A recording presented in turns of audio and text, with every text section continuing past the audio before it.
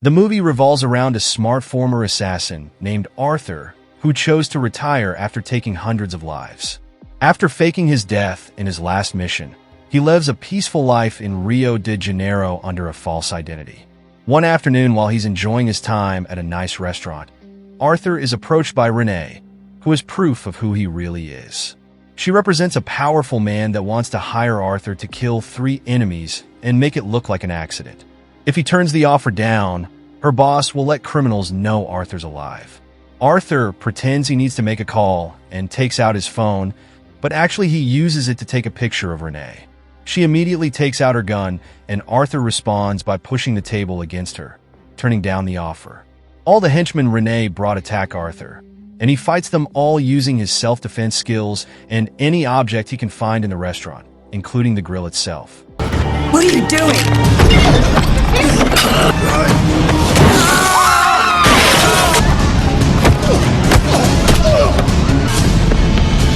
Then Arthur jumps on the roof of a passing sky tram to get away. But Renee and her men board the same tram and try to shoot Arthur from inside.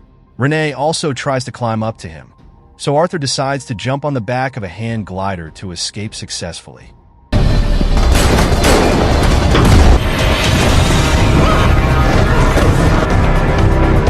In the evening, Arthur makes it back to the boat he lives in and finds some suspicious men checking it out.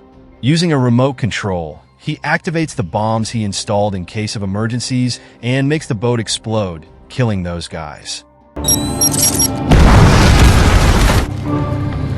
Afterward, he goes to an old container where he's hidden all his tools and burns his old passport to replace it with a new identity. Sometime later, Arthur moves to Thailand, where his old friend May gives him back his old hut. Under the hut floor, Arthur has hidden more weapons and tools, so he immediately begins working on researching Renee. He discovers she works for Crane, a dangerous criminal he's very familiar with. The next day, a woman named Gina comes to May's place to ask for some first aid supplies. May notices there are some bruises on her, but Gina turns down any extra help. When night falls, May hears screaming coming from one of the boats and notices Gina is being violently mistreated by a man called Frank. May asks Arthur for help, and while he doesn't want to go, when he makes it to the boat, Arthur tries to ask for Gina nicely, but Frank attacks him. Arthur immediately defends himself, and when Frank falls, he accidentally hits his head and dies. When Gina sees the body, she passes out, and May approaches the boat too to bring her to the shore. Meanwhile, Arthur looks around and finds a gun, Gina's passport, and a phone with his own picture. Then Arthur sets the boat on fire. When Arthur returns to the hut, he wakes Gina up and demands to know if she works for Crane while pointing a gun at her. Gina tries to disarm him, but Arthur easily overpowers her and makes her talk. Crane did send Gina, but she doesn't actually work for him. Crane is blackmailing her into doing this. She was supposed to play an innocent victim to get Arthur's attention, and Frank got a little too much into his role. The plan was to get close to Arthur and then call Crane, but Arthur forbids her from doing so. He'll decide when these guys get to come. The next day, Arthur discovers Gina used to be part of a humanitarian group that offered assistance in Cambodia. Arthur asks Gina what Crane has on her, and Gina explains she ran a shelter for victims of human trafficking. A few weeks ago, a staff member disappeared, and 2 days later her body was left at her door. Crane sent a henchman that would kill the kids if Gina didn't accept to do this mission for him. Later, Arthur notices a boat nearby with men looking at the shore. They probably were sent by Crane, so Arthur walks around hand in hand with Gina to make them think her mission is going well. May notices this and puts them together through some old Thai traditions at the party she's throwing, and Arthur and Gina end up having lots of fun together. In the evening, Gina apologizes to Arthur for getting him into this mess. Arthur explains he understands because he was an orphan too. He was sold to a gangster that trained child soldiers, and Crane was there too. While Arthur escaped, Crane didn't, and Arthur thinks they blamed Crane for it, and now he wants revenge. Then Gina and Arthur kiss and spend the night together. Afterward, Arthur promises Gina he's been arranging everything for her to escape without endangering the kids. He won't make the kills Crane wants him to. He'll only kill Crane himself. Arthur also gifts Gina his father's watch, the only memory he has of the man. The next morning, a group of policemen arrives at the beach, but Gina recognizes one of them as Crane's man. Arthur begins fighting them off, but while he's busy, the men kidnap Gina, so Arthur has no choice but to accept a meeting with Crane.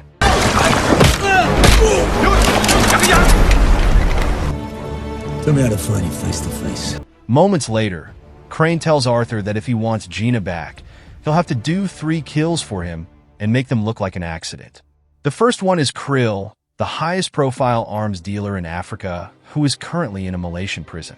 Crane also gives him a pill he must swallow after the kill for them to find him. While Arthur works, Gina is kept hidden in one of Crane's many boats.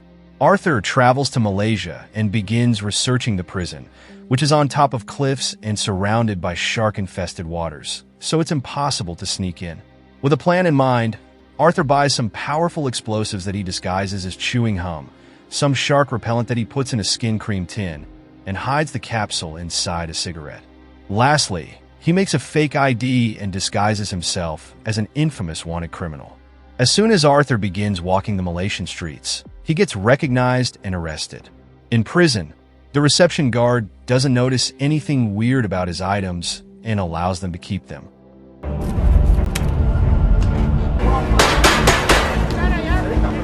The first few days, Arthur takes it easy and talks to other prisoners to learn more about his target. Krill has his men following him at all times because lots of people want to kill him. Even if he's locked up, Krill manages all his business from here and is the real boss of the place. Arthur watches a knife exchange hands between 2 prisoners, and during lunchtime, he bumps against them on purpose to discreetly steal that knife. Later, one of Krill's former men tries to kill Krill for revenge, but Arthur cuts in and kills him with a knife.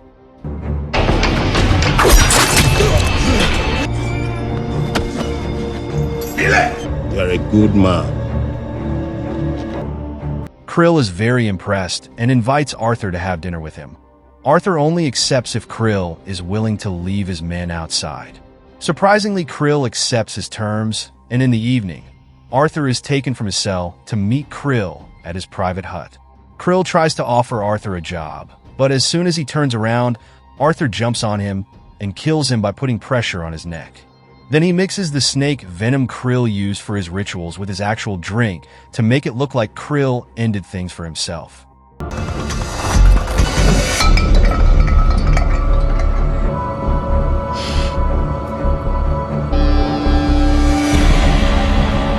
The guards outside are getting suspicious, but Arthur puts the body in a praying position, so the guards think the silence is for the sake of religion. Afterward, Arthur puts the explosive gum on a prison wall to make a hole. Then he swallows the pill, covers himself with the shark repellent, and jumps into the water before the cops can catch him. Here he comes. Crane's men are waiting for him in a fishing boat, and Arthur gets to escape safely. Crane makes a video call to prove Gina is fine and gives Arthur his second target, Adrian Cook, a human trafficker that lives in Australia. Some days later, Arthur is investigating his target. He learns that Cook's penthouse suite is impenetrable, but he also has a cantilever pool that overhangs above the streets. Arthur hires a helicopter to study the building from afar. Then he pretends to be interested in one of the apartments near Cook's. While the realtor shows him around, Arthur calls her phone to distract her, and he takes pictures of the apartment keys so he can make a duplicate. Lastly, he uses dangerous chemicals to create a small but potent explosive that can shatter glass and make it look like it broke from pressure.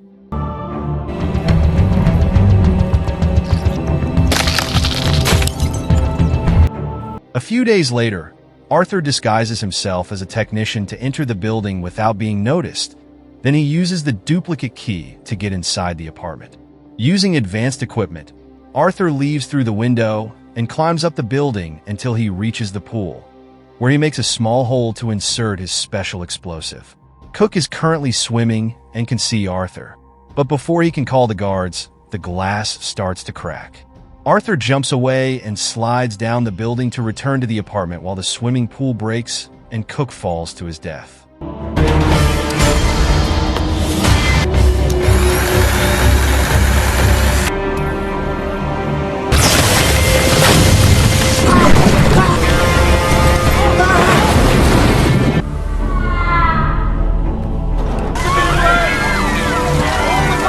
Crane sees Cook's death on the news and orders his men to get things ready for the next video call.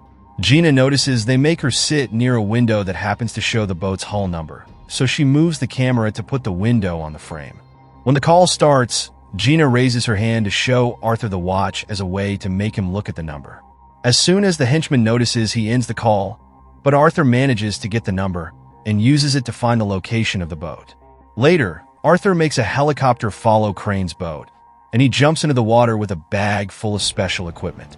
After hiding the bag under the boat, Arthur sneaks aboard and begins killing every man he comes across.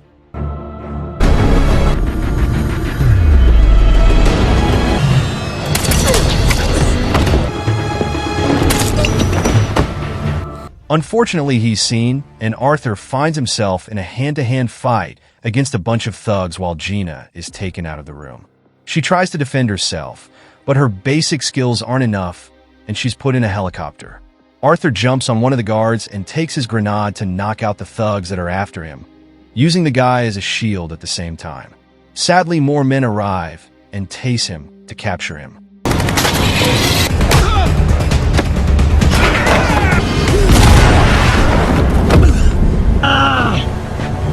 Moments later, Gina and Arthur are taken to another boat, where Crane confesses he knew Arthur would try this because he can't help himself, but he still has to do the third kill. After Crane leaves, Arthur beats up the guards instead of letting them take him away properly. Then he jumps into the water where he retrieves his equipment, which includes an oxygen tank and a small engine that allows him to escape safely.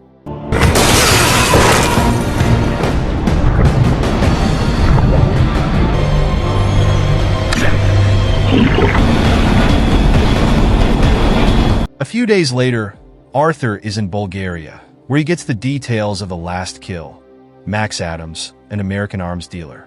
Arthur begins doing his research and realizes that Adams has Max Security Fortress where he keeps submarines with intercontinental ballistic missiles. He also realizes that these kills are Crane's attempt at getting rid of all his competition in arm dealing, which makes him have second thoughts. Sometime later, Arthur shoots at one of Adams' guards from afar. Then he sneaks onto the roof of a hospital to hide in the emergency helicopter. The pilot flies to Adams' fortress to check on the fallen soldier. And while everyone is distracted, Arthur gets to enter the building.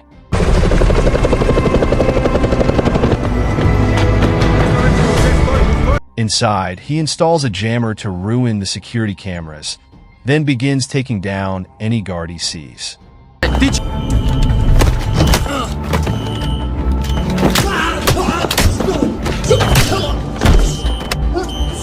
Soon the building is put under alert, and the henchmen escort Adams to his panic room.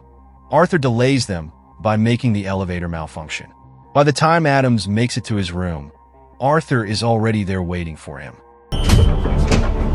Call me when you know something. You're in the safe room, jack off. It's ugly. However, Arthur doesn't shoot. Instead, he offers Adams to work together to bring down Crane. Arthur's plan begins with Adams faking his own death. Sometime later, Adams is checking his submarines, and when he walks on a bridge, a bomb explodes.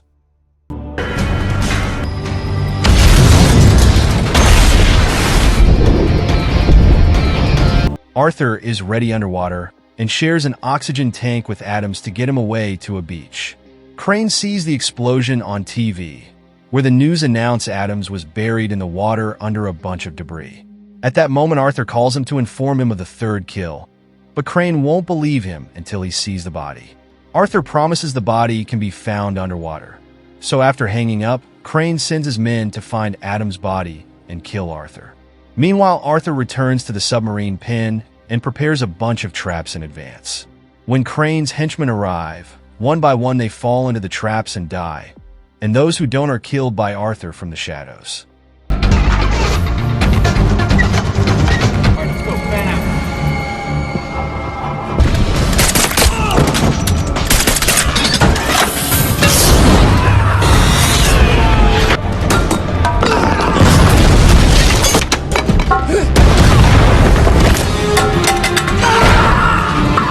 Crane realizes Arthur is coming for him next and puts Gina outside as bait.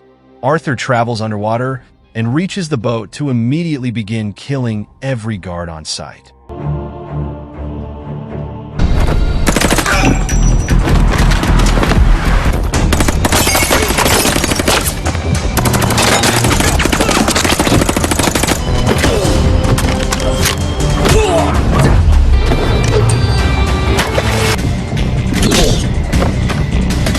Crane sees him on the security footage and orders his men to bring Gina back inside right before Arthur destroys the cameras. Gina tries to fight the guard that grabbed her and ends up with a wound on her stomach. Then the guard pushes her into the jacuzzi for Crane to grab her next. While Arthur continues to fight the guards, Crane takes Gina inside and activates an explosive hidden in the boat.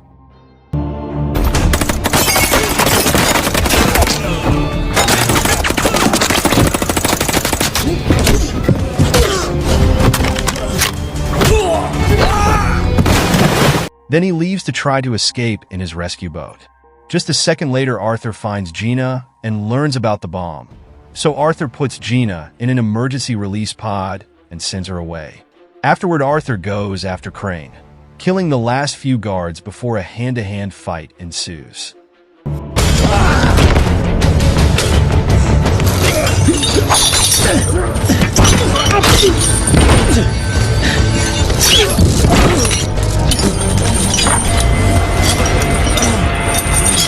Crane puts his hands on the anchor chain and uses it to capture Arthur by his leg, but Arthur takes advantage of its length and uses it to tie Crane to the boat. Crane laughs because Arthur took too long and he'll die too, but Arthur doesn't look too worried and he runs inside right before the bomb explodes.